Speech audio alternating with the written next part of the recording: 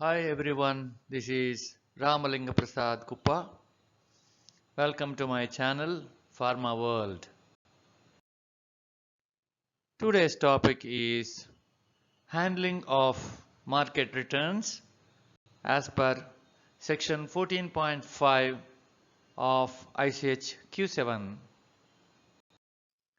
Let us understand the section 14.5. The section 14.50 prescribes return intermediates or APIs should be identified as such and quarantined. Let us understand what is a return. When there is a failure in the product, when noticed at customer's end, the material would be returned from the market. That means the customer will send back the material to the manufacturer. You should know the difference between a return and a recall. A recall is initiated by the manufacturer himself and not the customer. This is a self-recall. This happens if there is any serious quality problem noticed in the product by the manufacturer during a special review after the product reaches the market. Recall procedure would be discussed in a separate video program and not in this video. This will be limited to only market returns. The guideline says that the return should be identified as such. It means you should have a total comprehensive look into the written product. The return containers must be checked carefully and completely. Check with the dispatch records for accuracy and authenticity of the product. Check the labels, weights, etc. also, if suspicious. The insight should be forensic in nature to catch any abnormal condition that could compromise the quality of the returned material. All the observations have to be recorded in a descriptive manner. Never go for yes or no answers type of recording. After initial investigation, the material has to be quarantined separately for further investigation. Please note that this quarantine is different from the raw material quarantine procedure where fresh input raw materials would be quarantined.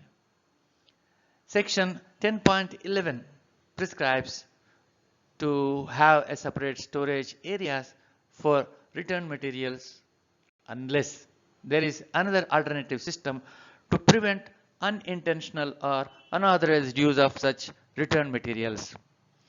The alternative system may be a documented and implemented computer controlled, system controlled separate base for storage of such returns. There should be a justification for this type of control systems in your handling of returns or any SOP. Even section 4.14 of ICH Q7 prescribes that the returns should be handled in a separate area. If there is no separate storage area, other justifiable control systems may be used, but it should be documented as a system or an SOP. This is how the intent of section 14.50 should be understood. Let us see the prescription under section 14.51. It says if the conditions under which returned intermediates or APIs have been stored or shipped before or during their return or the condition of their containers casts doubt on their quality, the returned intermediates or APIs should be reprocessed, reworked or destroyed as appropriate.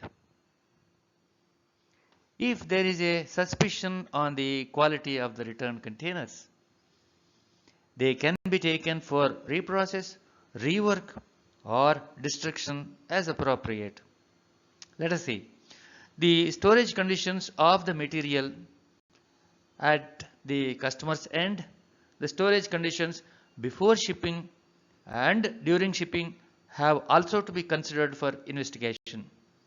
For this type of data, you may request the customer to provide data on such things.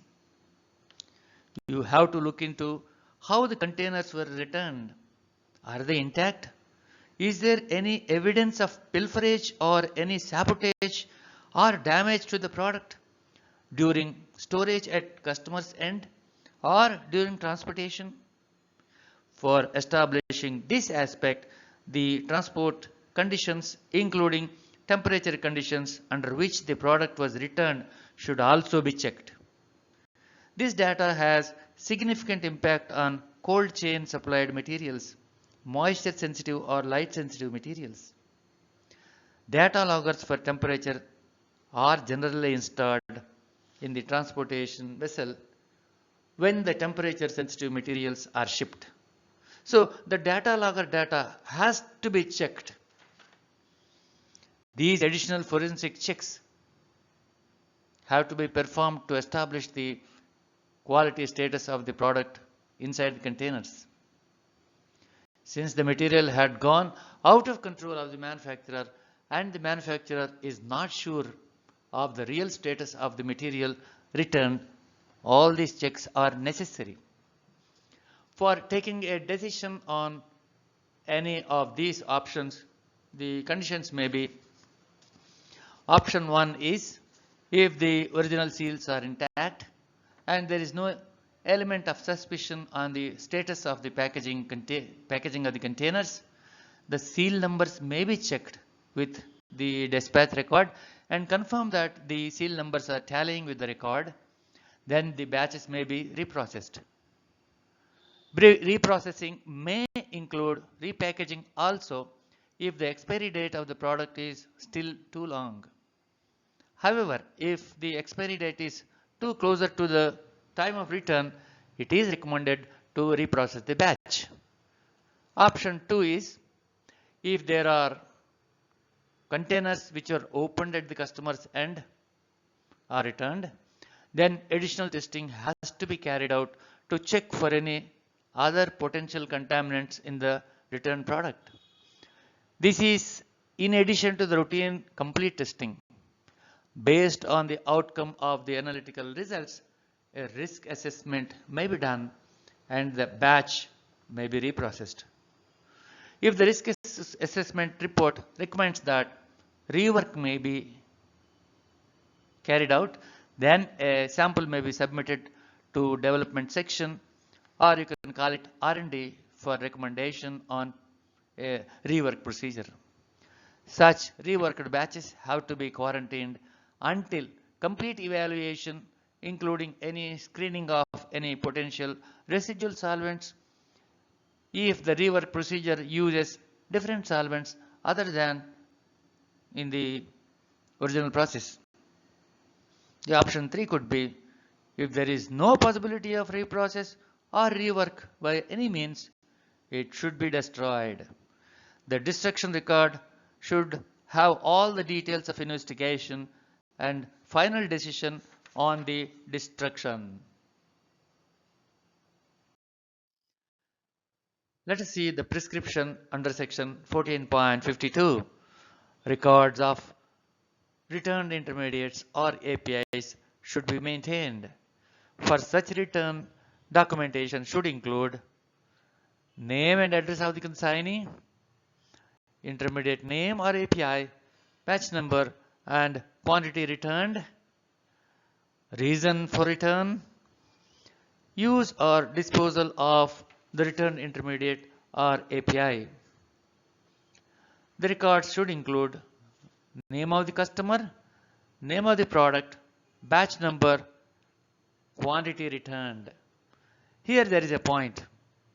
Is all the full consignment returned or returned partly?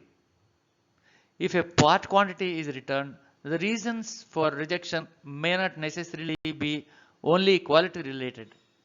The reasons may include stoppage of usage of that product from the product list, or next production schedule is too long for using the material, or any other logistic problem. This has to be established. All these investigational points have to be a part of the handling of returns records. Information on the returns may also have to be communicated to the statutory agencies. If the return is for an external reason other than quality, the material may be used for other customers. Your handling of returns should have all these aspects of recommendations of sections 14.50 to 14.52 fully. The SOP should be detailed enough. Section 17.80 of ICH Q7 under agents, brokers, traders, distributors, repackers and relabelers section also prescribes that the returns must be handled as per section 14.52. I hope that the intent of section 14.5 is understood well. Try to review your existing system of handling returns and incorporate all these salient features into the system of handling of returns. Thanks for watching. For more videos, please do subscribe, like and share. Thank you.